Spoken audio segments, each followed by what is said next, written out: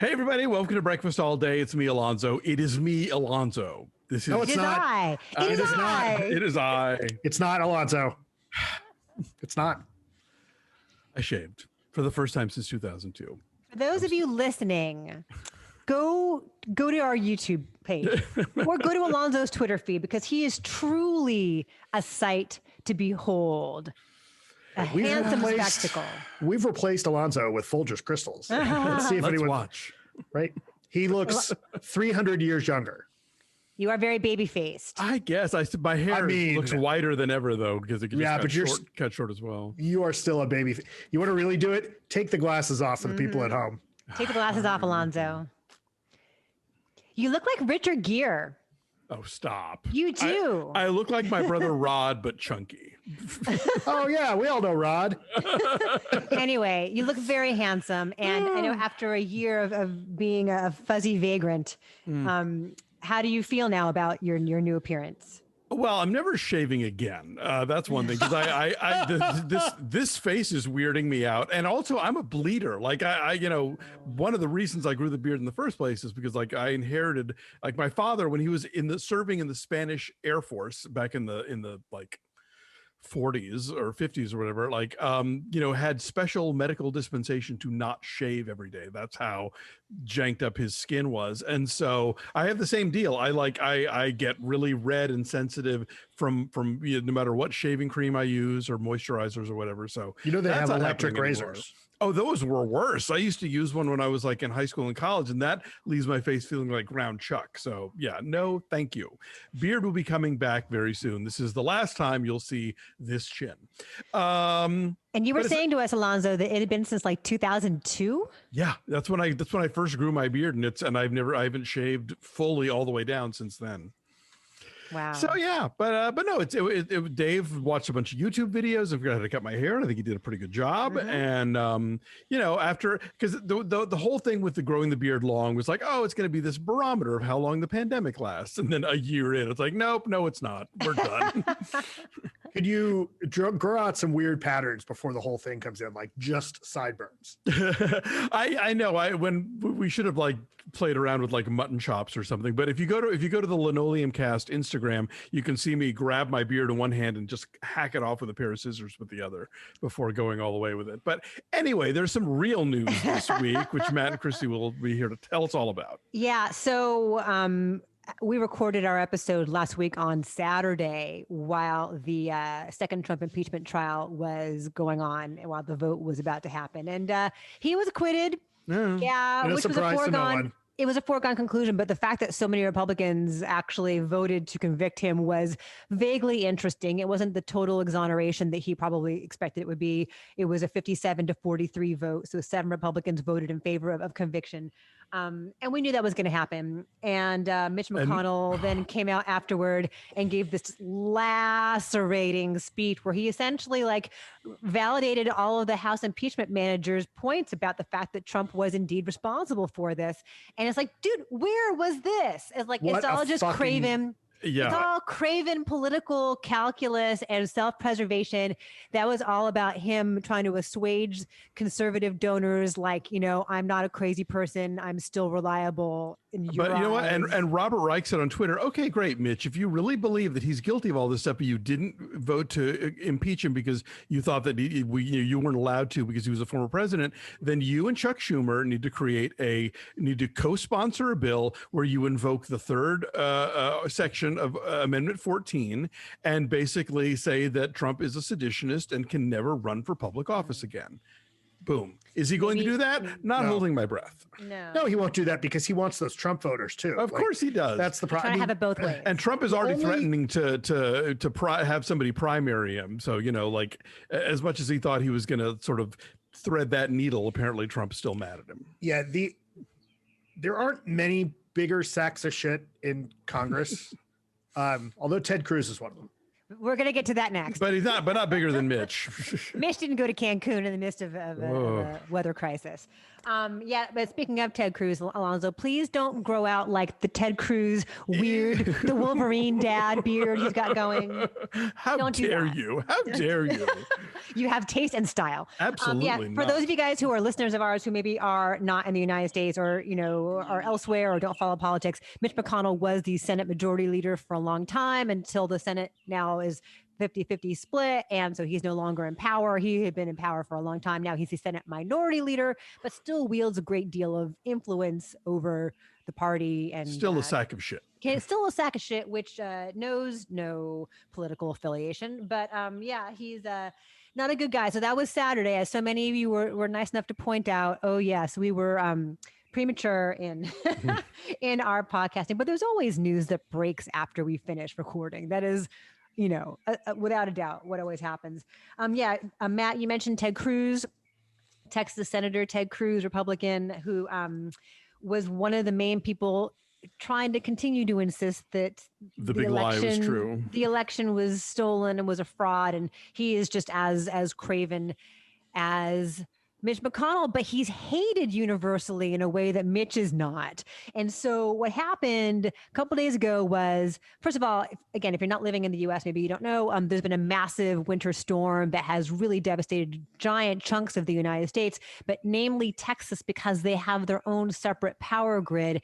And so for days, people have just been like enduring freezing temperatures because it all shut down and malfunctioned, and people are dying and they're waiting in line for food. And and not getting water in a lot of cities because the water treatment plants shut down. Yeah. And it all ties into not being regulated by the federal government. And so they had these utility companies deciding they didn't want to spend the money to, winterize their, natural gas stores because this kind of thing happens so rarely in Texas. What are the odds? Right. Climate change. It's a myth, except for when it's not, when it happens in your state. Yeah. So, Alonzo, you and I both lived in Dallas for a long time. There were a lot of complaints about the fact that Highland Park, which is a neighborhood right smack in the center of, this is its own city, actually. It's the Beverly Hills of Dallas. It is, right smack in the center of Dallas. Highland Park, University Park is where SMU is, where I went to school, that they all had their power. They all had their lights on, but people in poorer parts of the city were really, really suffering. And it's been bad. In the midst of all this chaos, Ted Cruz goes to Cancun with his family. Now, the reason we know this is because someone took a picture of him on the plane, like boarding the plane and at the airport.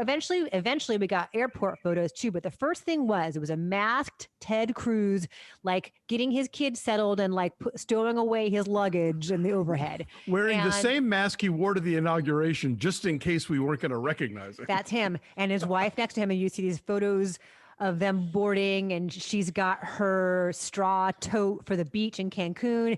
And at first he tried to say, oh, I was just dropping my kids off because they had some trip planned with their friends. He has daughters who are 10 and 12. They wanted to go to Mexico, and I was just trying to be a good dad. So I wanted to make sure that they got there safely. But then his wife is standing right there to board the plane with her fucking straw beach tote. She's like an executive at Goldman Sachs. Yeah. She can handle a flight with two little girls to Mexico. To go to the goddamn Ritz-Carlton. Over and above the other stuff that's come out, like, dude really threw his daughters under the bus for this. Oh, totally. But I mean, like, over and above all of his politics, like, that's just vile. I'm just being a good dad. Oh, but then it gets better because then we find out that, the wife's text group basically like totally stabs her in the back and gives the text over to the New York Times. I love this. I don't know. This was totally planned that we were all going to go. And it was never like, oh, I was just, and then when Ted comes slumping back in shame, it's like, that was not an overnight bag. You've got like a big ass luggage. And oh, by the way, also, did you get the part where in the middle of this crisis where people are like freezing to death and not having power and not having water, he actually commandeered members of the Houston Police Department to run interference for him at the airport on his way out in so the that he middle of wouldn't a get crisis. noticed. And they left the dog behind, their poodle, whose name is Snowflake. Oh, there's a picture of the poodle with his little sad face in the window, like, we're my people go. Like if you wrote this, like it would seem too over the top. That I get April's tweet about the fact that the dog is named Snowflake makes this great writing. The dog is named Snowflake. Yes. Of course, he has to have a big bag of stuff because all of those Trump's boots are not going to lick themselves. I mean. Anyway, it's bad. So he then says, "Oh, I always just meant to drop them off and was going to come back the next day." That's bullshit because there's proof that he changed his flight at like 6 a.m. Thursday to come back that afternoon. And if you look at the text from the Lovelies, quote unquote, the name of the mom group text is tagged the Lovelies. She has laid out for all of her girlfriends. First of all, it's her idea to go on vacation. Yes. She makes a plan. She's got the flight schedule. She's got the Ritz-Carlton hotel room price. And they were supposed to come back on Sunday. Yes. Meanwhile, actual hotels in these cities that are afflicted that do still have power are gouging something like 7 times their usual rate.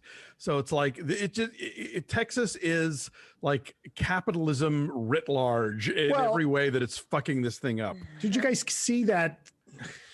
I mean, except for Beto, who's actually getting people on the phone to talk to older people to get them to point them towards like, shelters and whatnot. Beto does the work. Yes. Did you see the former mayor of Colorado City? Yes. And the thing he posted? Yes. Like, what an astounding asshole.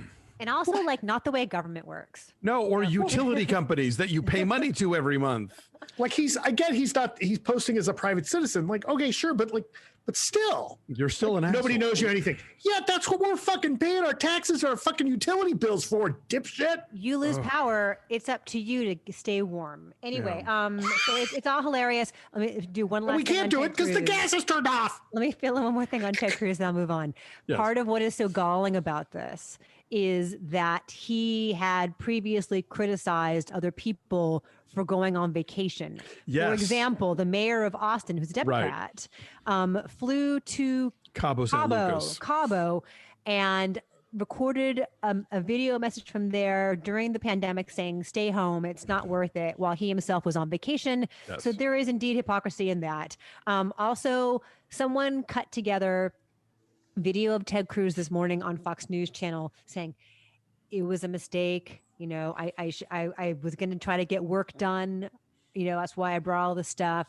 Cut together with a radio interview he did 5 years ago saying, "Come on, you go to Cancun, you're not going to get any work done."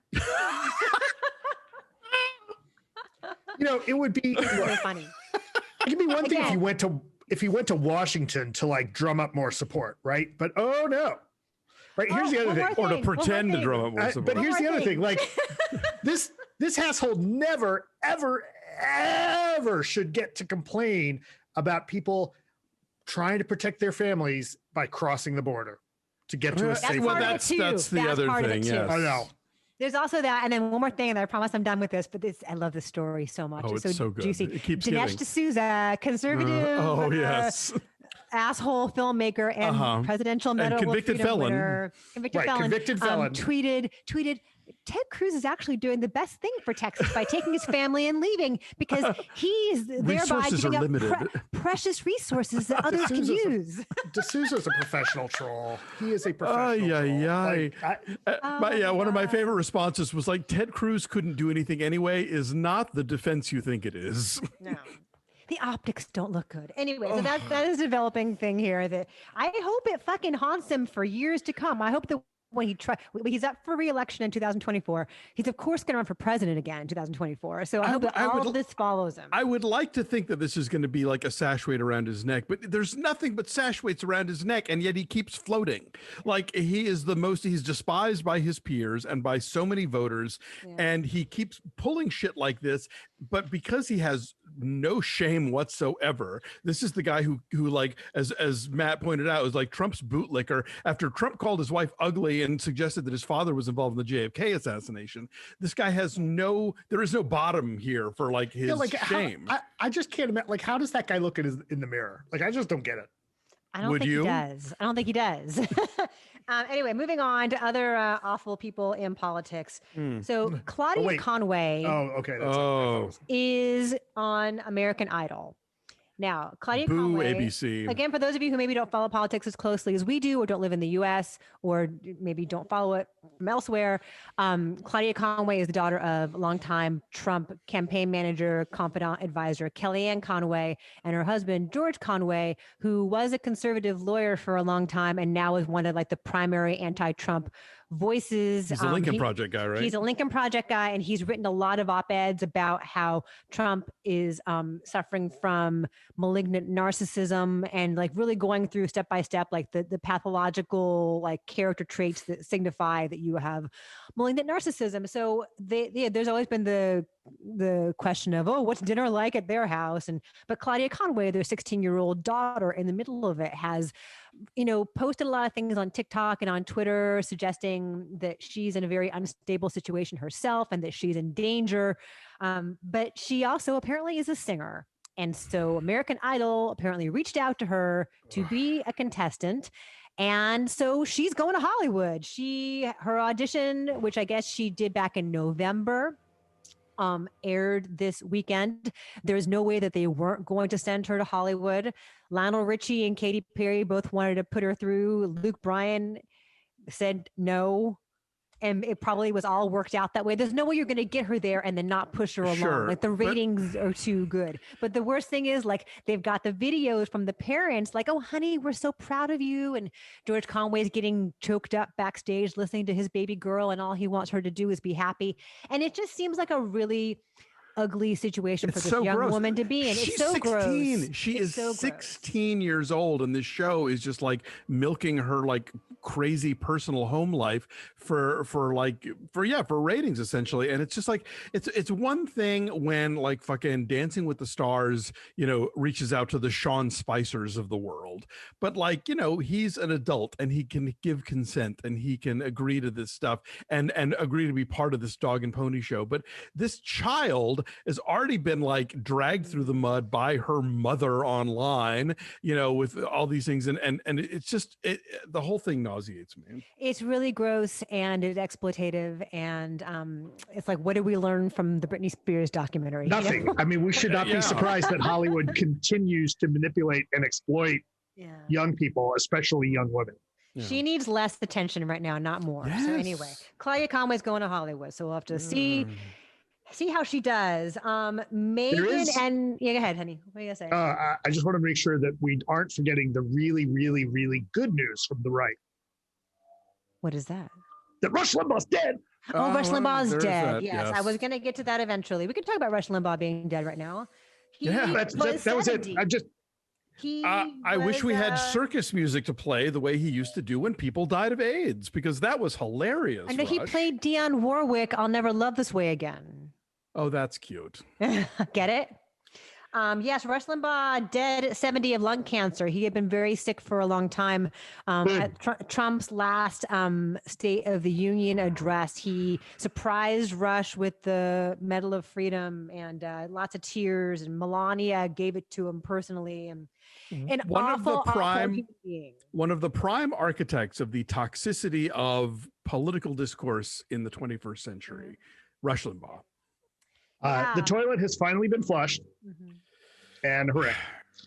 I mean, I've seen the take that like he revolutionized talk radio, and like absolutely he did, but for ill and for division and for hatred, bigotry. That's like saying Goebbels revolutionized publicity. I mean, give me a fucking break. I mean, let's be clear. A lot of like the reason he had such airtime across the country is because they were giving that show away for free. They weren't charging the local stations for that show. They were just giving it to him, and they'd keep the ad revenue in a lot of cases. But yeah, that's all it was. I mean, he poisoned the well for countless people who spend a lot of time in their cars. Yeah, fuck that guy. Fuck him. I hope he stays dead. And I'm only disappointed he wasn't in more pain for longer before he went. Yeah. And don't come at me, because you all know that he was a scumbag that lives on scumbag shoes. I wish I believed in hell. And the thing is, like, so many of these guys, like him and like fucking who's the Blaze guy that used to be on Fox? Oh yeah. That guy, like so many of these dudes, I don't think really have. They're not Glenn Beck. Thank you, Glenn Beck, and like Hannity. I don't think a lot of them are even really that driven politically. I think they figured out that this was the side of the grift where the money was, and like if they could just say the most outrageous stuff and like be the shittiest little kid in the playground and generate this kind of like toxicity, that's where the money is. I mean, like someone we kind of know is currently working this grift, and it's like it just to me always feels like, do you even really believe this, or do you just know that this is where the checks are and the think tanks are going to underwrite your terrible book or whatever? Well, as the parent of somebody who used to be a little boy who is now a tween, I know that even negative attention is still attention. Oh yeah. And you're going to do shitty stuff just to get people to acknowledge you. Right. I was particularly happy with Ron Perlman's tweet, who said that, he knows from his professional work as Hellboy what it's going to be like for Limbaugh, and he feels really bad for whatever devil gets locked in with him.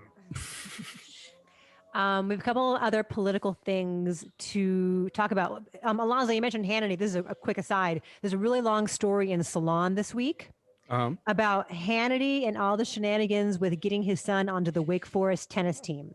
Oh, really? It's very long, and is an investigation into like potentially shady payoffs. He flies the tennis team on his private jet, which he bought and like festooned with Wake Forest colors before his son even got into Wake Forest. And then totally coincidentally, the tennis team's coach lives in an $830,000 mansion next door to a mansion that Hannity owns in North Carolina, which is 3 miles from the campus. I hope somebody digs up footage of Hannity being in high dudgeon over Lori Loughlin, because I'm sure it exists. It's I'm sure. And his son is a good tennis player, but he's not great. Like, I guess Wake Forest tennis team is like Duke in basketball or Alabama in football. Like, it's a really, really great and competitive school, hard to get into. And his son is redshirted and essentially exists there as a practice partner for the really, really great players. And on the Wake Forest tennis team website, he's listed as his name being Sean Patrick. He's not Patrick Hannity on there. Oh, anyway, just Sean Patrick. Patrick. It's all sketchy. It's all sketchy. Anyway, something to look at if you have like 15 minutes to kill. It's on Salon. But conservative white men believe in meritocracy. Yeah, but yes. And then here's the thing from the other side. One of Biden's top press guys, TJ Ducklo, had to resign this past week. Yeah, good. He was horribly verbally abusive to a political reporter. I heard about this, who yes. was doing a story about his involvement with Alexi McCammond, who was a White House reporter.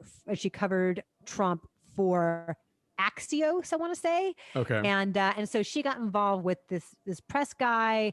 And then, of course, she got moved on to a different beat once they came out with their relationship. But, it's a story in that it's, it is a conflict. And how is this reporter dealing with this press person? And I mean, it's noteworthy. And I guess he went after her saying, like, I will destroy you.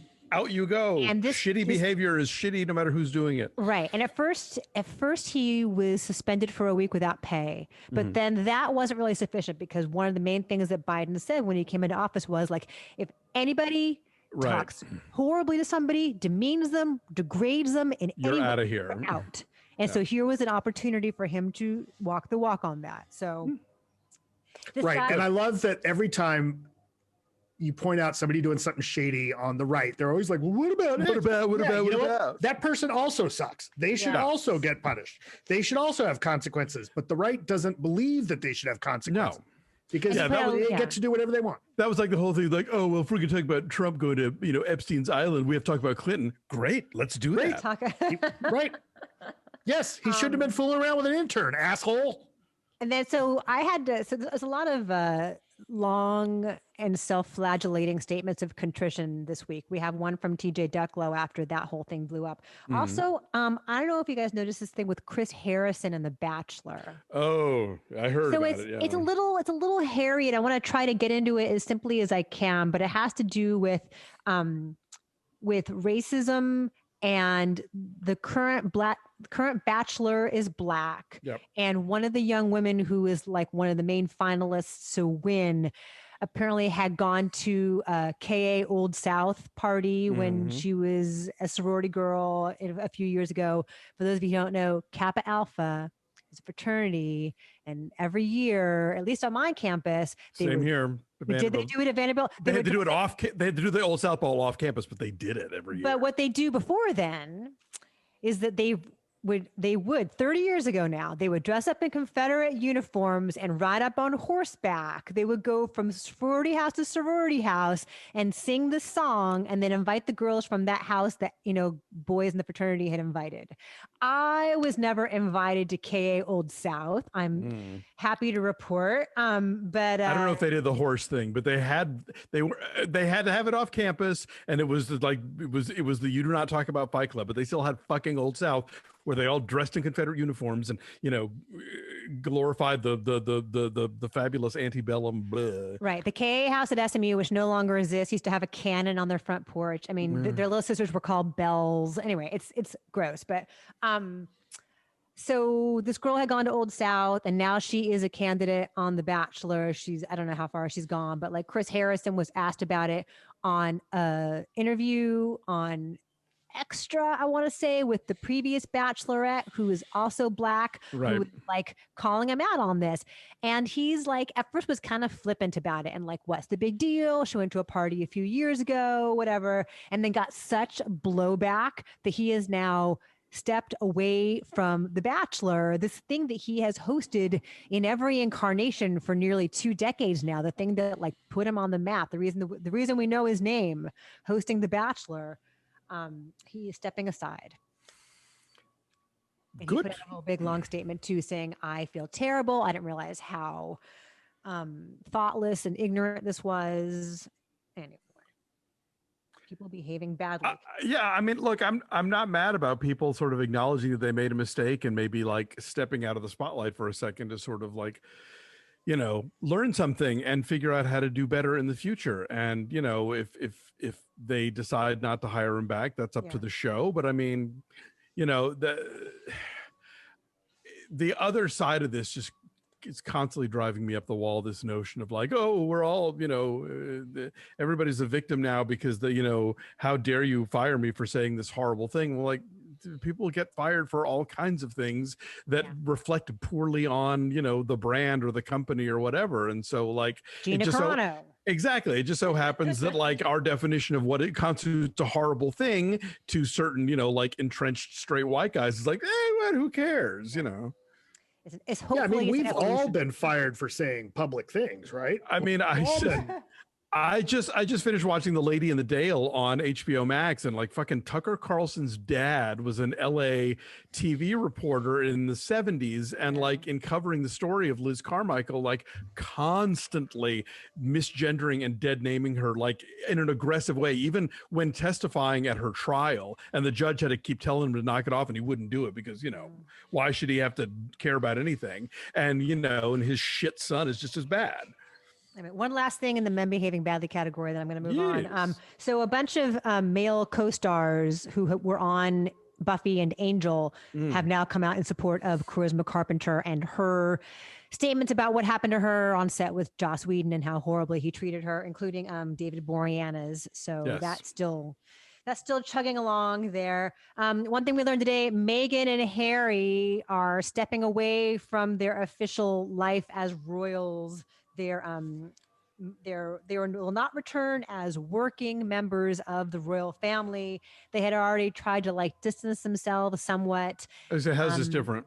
And this is like more of an official thing. I think the beginning was like, we're just going to feel it out and like see how we can make money on our own. But now he's stripped of his official military titles. Oh, so, and they actually are acknowledging it. Like, we're sad. Like the official statement from them was like, we're sad to learn of this, and I mean, I guess of course it's going to be that it takes for them, they talk and talk and talk about it, and it takes forever to actually leave because that's just like Brexit, right?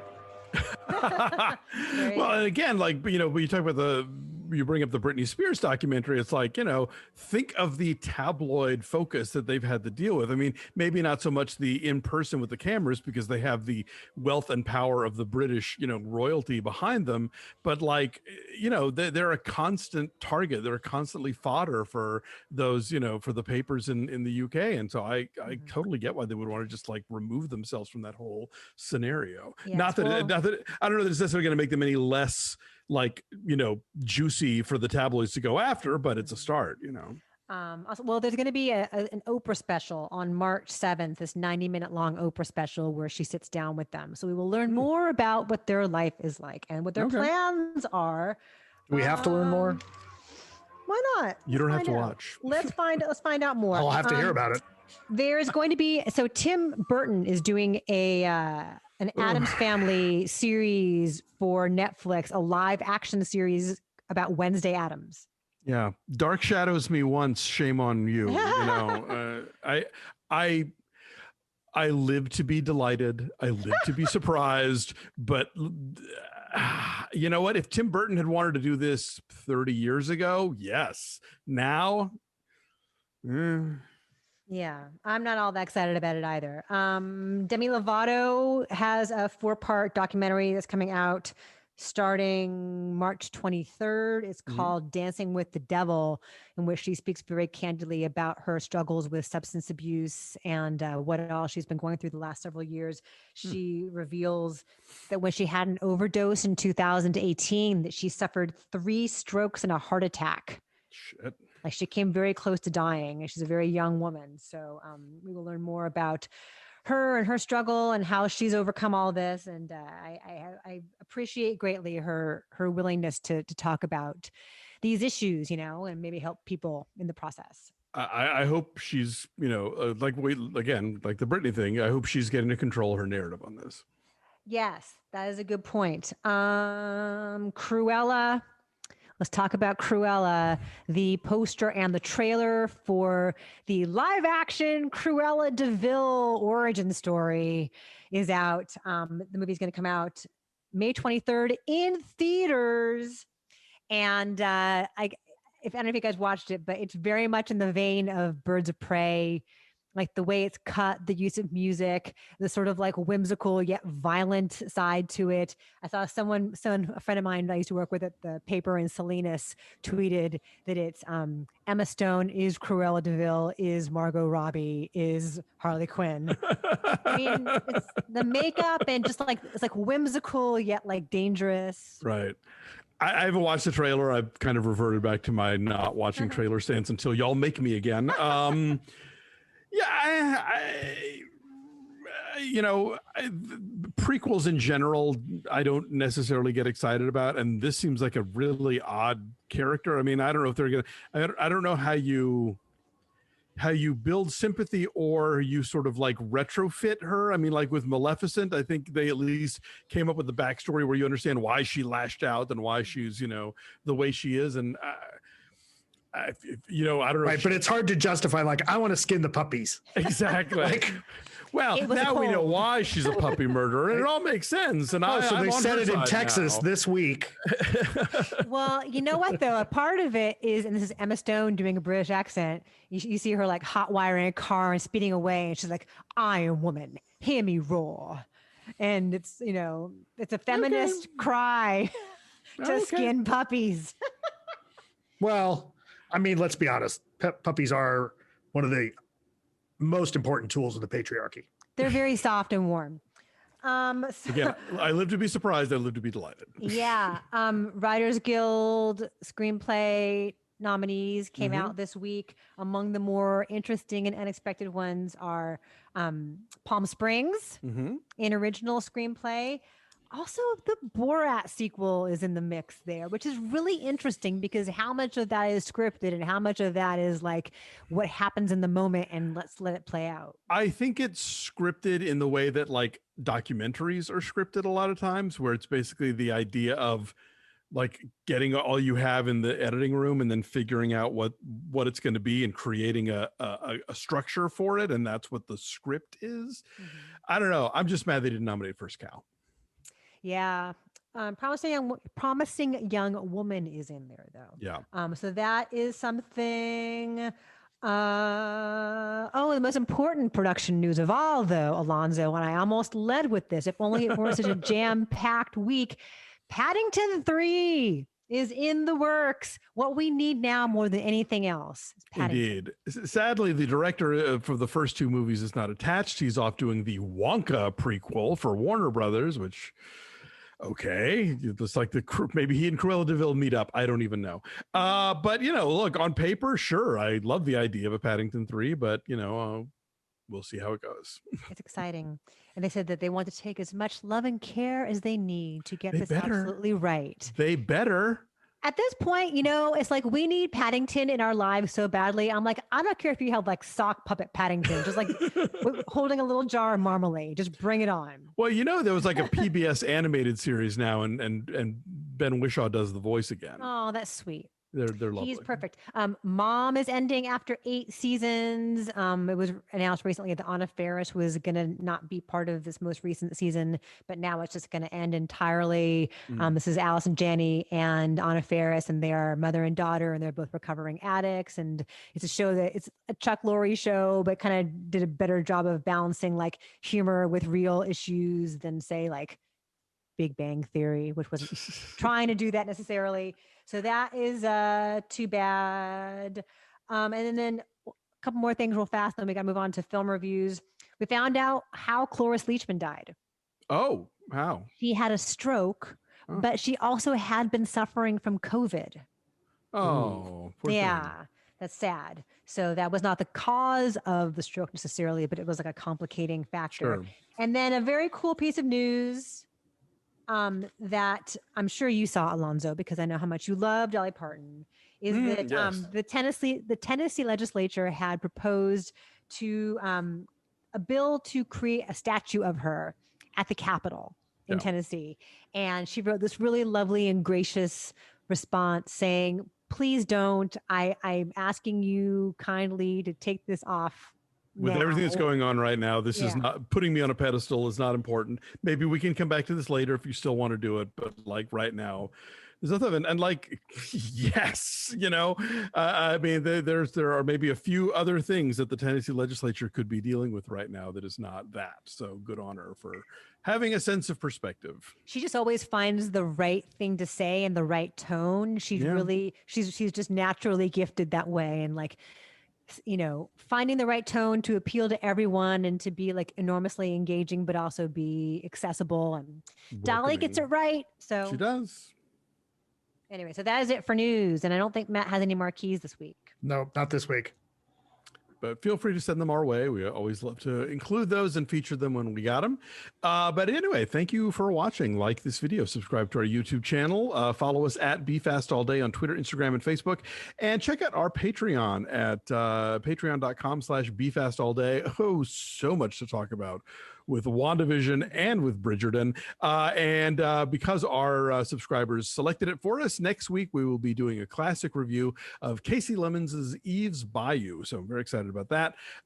So yeah, thanks for watching. Have a good week. Take care of yourselves and each other, and we'll see you next time. Bye. Bye.